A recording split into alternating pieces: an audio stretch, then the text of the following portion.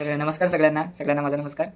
खूप दिवसापासून आपले व्हिडिओ नव्हते, तर त्या पिरियडमध्ये खूप सारे कमेंट बॉक्समध्ये माझे प्रश्न आपली लोकं विचारत होती, की पगडीच्या घरांबद्दल मला जास्त प्रश्न आले. तर त्या संदर्भात मी तुम्हाला काही टप्प्याटप्प्यांमध्ये हे व्हिडिओमध्ये क्लिअर करून टाकतो. एक ताईंनी आपल्याला मेसेज केलाय सुप्रिया सुर्वे म्हणून, की पगडी सिस्टममध्ये रूम विकत घेतली पाहिजे की नाही प्लीज सांगा.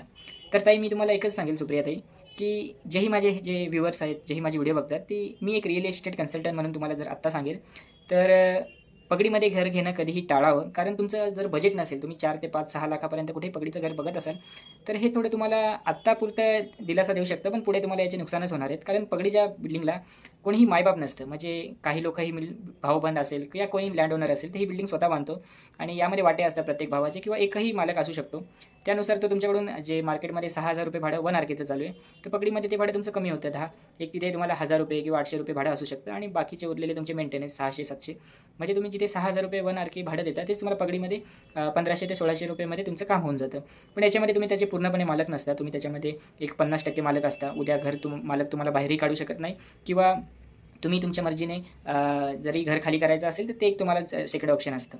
तर पगडीचं घर का घेऊ नये? कारण पगडीच्या बिल्डिंगी ज्या आहेत आपल्या कल्याण डोंबिवली किंवा कोणत्याही सिटीजमध्ये ज्या खूप जुन्या आहेत, 25-30 वर्ष त्यांची लाईफ झालेली आहे.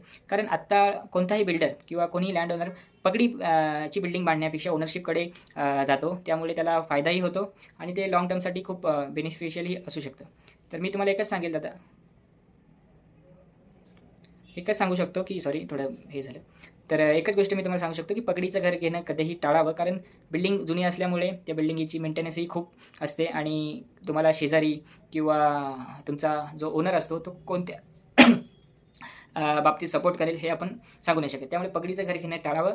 त्यापेक्षा तुम्ही तुमची सेव्हिंग करून थोडे वर्ष थांबून ओनरशिपकडे बघितलात, तर ते अति उत्तम होऊ शकतं. धन्यवाद.